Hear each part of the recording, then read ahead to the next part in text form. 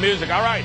It's a sign of the times here. Just like millions of struggling households needing to pay the mortgage, California is throwing open the doors of one of the biggest garage sales ever. The state is selling off surplus state equipment and supplies, probably pot too, in an effort to erase some of the debt and reduce government waste. What a shock. But will it all sell? Will it all go? Look, joining us on the phone from Sacramento, California's Secretary and the State of Consumer Services Agency, Fred Aguiar. So Fred, or Mr. Secretary, I should say, you know, this seems like it's a drop in the bucket. This seems like the same thing that Obama said he was going to find $100 million of savings with a $1.2 trillion deficit. Am I being too harsh? Well, Toby. Yes? Let's be clear. There's no pot for sale. Well, maybe that's an idea. We'll talk about that later. All right. We can always talk about that later. Toby, yeah. We have had a great day here today at the Great California Garage Sale. At about 4:30 California time, we had about 4,000 people through the doors, and wow. We've raised just a little over $1 million so far. All right, now 4,000 people. How did you market this thing? Did you send a check out to everybody in California and say, come here and buy it, or are they using their real money?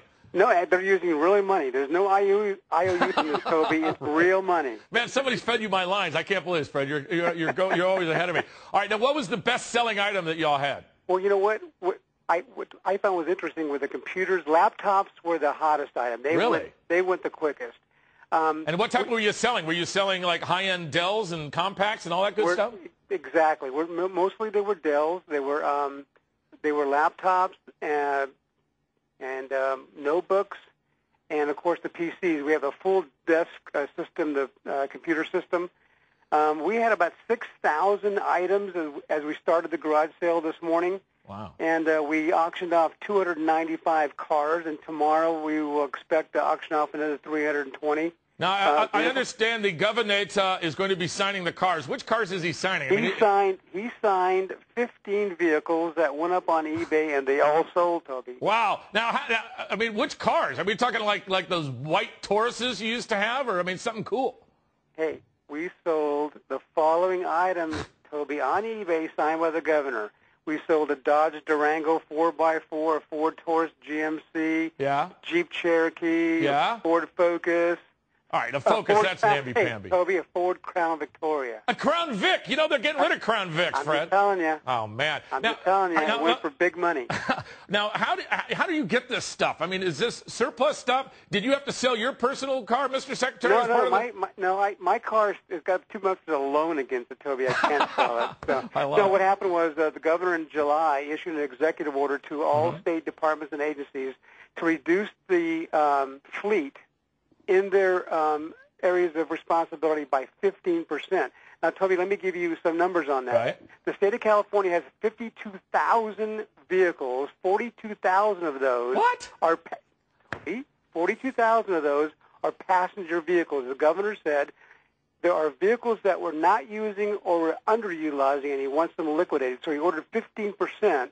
So that means about 5,000 vehicles will be liquidated by the state of California. The first wave of those vehicles, 650, are going to go through here today and tomorrow. All right. So how much money out of this whole thing, Mr. Secretary, do you think you're going to raise, and was it worthwhile?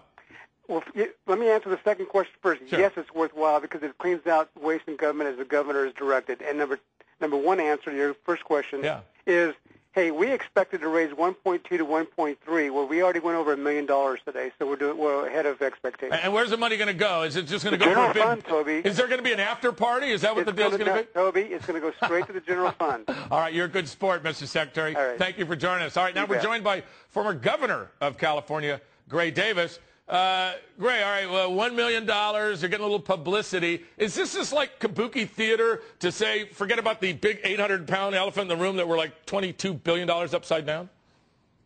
I think it's fine. It's a good idea. It shows the administration trying to do everything it can to put its house in order. But obviously, real change is not going to occur until we do things we've been talking about for years but have not yet done. Yeah, now 47 states. Yeah, but I just mentioned the most obvious one? 47 states pass a budget on a majority vote. So does Congress.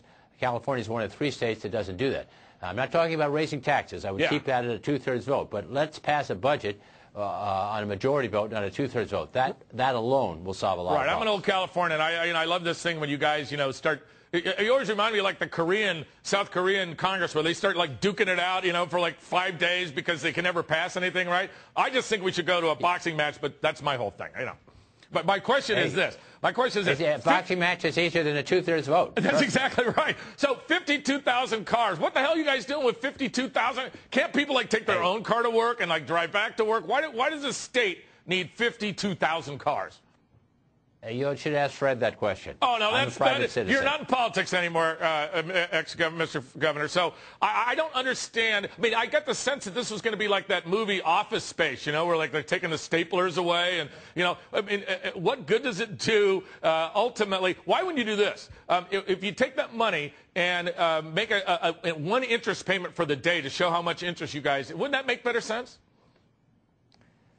Look, I think there's a whole bunch of things that ought to be done. But clearly, cleaning house, getting rid of excess, cutting down on perks, that's all good stuff. Right. It's on the margins. It's not going to solve the problem, but at least it shows the right attitude, the right spirit, and let's have a little fun with it. All right. Now, the real problem, go ahead. The real solution comes from, as I say, reducing the vote to a majority, passing the open primary, which will be on the ballot next June, which means the top 2 vote getters, whether 2 Republicans, 2 Democrats, 2 Green parties, candidates run off against one another. That will get more moderates, more problem solvers in office, and then adopting a spending limit and a rainy day fund. Those 4 things will go a long ways to solving our problems. Well, there's no question that California, there's been a situation where you spent more than you brought in, or when you hit the high tax rate in 2000. What was that number that like 45 people paid like 40% of all taxes in 2000? I mean, you guys were just out of whack for a long time, right? This is nothing new.